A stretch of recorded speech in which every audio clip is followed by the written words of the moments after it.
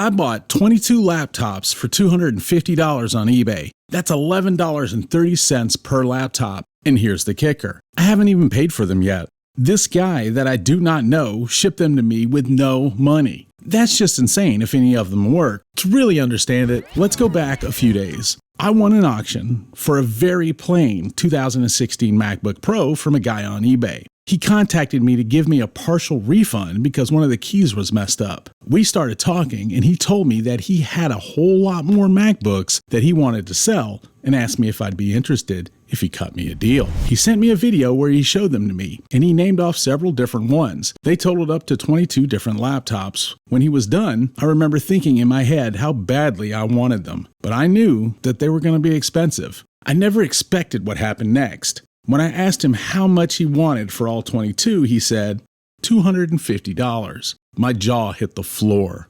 Good thing he couldn't see me. He probably would have changed the price if he could have seen my face. Immediately, I was thinking, what's going to be the catch? I didn't have to wait long, because the next thing he said was he didn't want to do it through eBay, and that, unfortunately, screamed scam. Everything tells you, don't do business outside of eBay. At that moment, I knew this wasn't going to work out. There's no way I was going to send this guy $250 with no way to hold him accountable for it. But then he surprised me even more because he said something I never thought I'd ever hear. I'll ship them to you first. Just pay me after they get delivered. What? My mind was blown. How could this total stranger trust me, a total stranger to him, to send me thousands of dollars worth of laptops for the discounted price of $250 and not even want me to pay him until after I get them? I actually didn't believe him. I didn't think he would send them. I kept looking for the scam. He asked me to print a label for shipping, and I thought to myself, maybe that's the scam. But wait, what can he do with a label? I really don't know. So I emailed him a label. Why not? I'll risk $20 to see if it's a scam. It took a couple of days, and I kept checking my email. I never believed he'd actually send them, but I kept checking and checking. And finally, 2 days later, I get the notification. You've got mail. I finally got exactly what I was looking for. I open it up and it says, we've been trying to reach you about your car's extended warranty. Motherfucker. Oh, wait, that's the wrong one. The guy messaged me too and he said, shipped the laptops yesterday. I can't believe he really sent them. At this point, I was so anxious. I wanted to see what he had sent me. It had to be junk, right? There couldn't be anything good in there. I mean, who sends someone that they don't even know a box full of laptops and tells them to pay them later? I was just waiting for whatever was going to go wrong to actually go wrong. I knew I couldn't be this lucky. I'm never this lucky. About 3 days later, there was a knock on my door. I knew they were supposed to show up that day, but I couldn't believe it. They came in 2 different boxes, and he barely put any kind of anything inside the box. No packing paper, hardly any bubble wrap. He literally just put them in there in a stack with a couple of wads of paper. Nevertheless, they were real. It broke down to 17 MacBooks and 5 Windows computers. The MacBooks were between 2016 and 2021. There were 6 M1 MacBook Airs and 1 MacBook Pro with a touch bar, an Intel i5 quad-core 2019 MacBook Pro, and several Intel dual-core 2016 through 2017 MacBook Pros, all in various states of repair. Some have broken screens, some need keyboards, and some don't even come on at all. I should be able to swap some parts around and come out with a few working machines, like those M1 MacBooks for instance. We've got 3 that are iCloud locked, and 3 that work just fine, but have busted screens. You get where I'm going with this? Now here's the crazy part. He hadn't even sent me his Venmo information. So I emailed him right away and said that they had showed up and I needed his information to pay him. I didn't even hear back from him that day. I mean, what's wrong with this guy? There's got to be something up with this stuff. He doesn't even care? If that were me, I'd be looking for my money. Where's my money? Where's my money? Don't make a fool out of me. I want my money.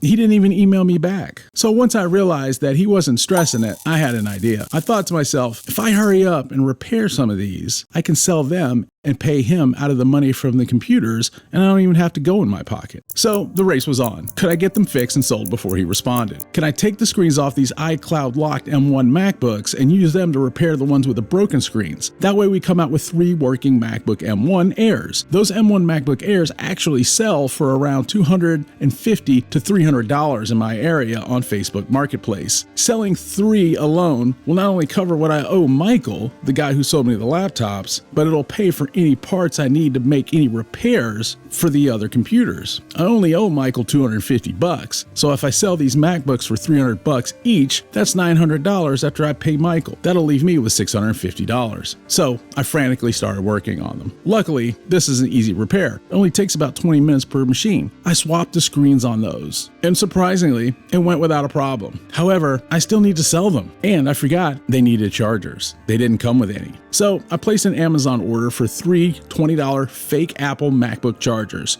They had good ratings though, so I figured it would be alright, and I posted them. It took 24 hours to sell 2. I still hadn't heard from Michael yet, but I knew sooner or later he'd want his money. Who wouldn't? So I listed the final one on Facebook Marketplace for $300 and waited for someone to message me. It seemed like forever, but the next morning, it finally happened. Someone messaged me wanting the laptop. They met me at my front door and we made the trade. Now, I've got all of Michael's money, plus enough to fix all the rest. Still, I couldn't help but think somebody was going to knock on my door and say that they were all stolen. Good evening, officer. How can I help you? I'm Officer Scoggins with the Shelby County Bureau of Investigations. I'm here investigating some stolen laptops that I believe you're in possession of. Now, what do you know about that? Okay, I could be getting a little paranoid, but what if the rest end up being unrepairable? Even if they are, I've already made enough money where I've paid for them and then some. How could this go bad? What wasn't I seeing?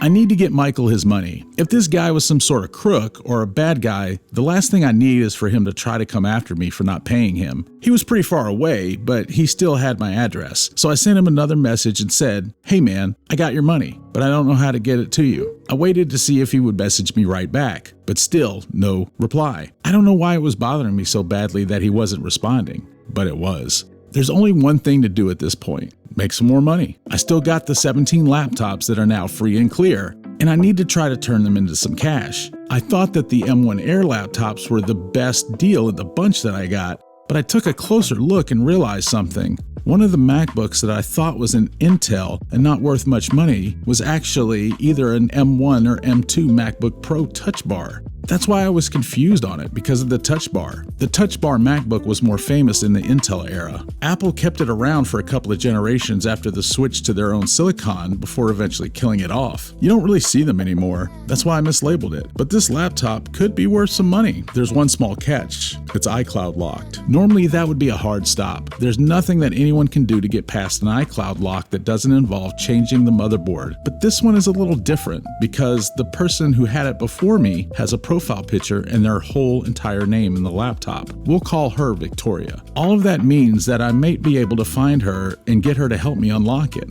That'll turn this paperweight into some real cash. I also believe she's the same person who owned the other 2 M1 Air laptops and one of the HP EliteBooks that are also locked. I looked her up on Facebook, and I really don't know if I found her profile, so I searched Google for her. It wasn't long before I came up with a company. And a company means a company email. I sent her a message. Hopefully, it didn't sound like spam. I told her about how I bought some random laptops on eBay, and her profile is in one of them. Then I basically begged her to help me unlock them. Just as I was finishing that email, I got a notification that Michael had messaged me. It was short too, basically just his Venmo handle. So right away, I stopped and I sent him his money. That way I could be done with it, because honestly, he kind of gave me the creeps. I grabbed 2 more laptops off the shelf when I got another notification. I really hoped it was Victoria too. That would be a huge score if I could bring back some life into that M1 MacBook Pro. I looked at my phone and I never expected to see this. Venmo notification. Money? From Michael? Wait, what? How does he know I'll need it? What does he mean? We'll be in touch later? What was he even talking about?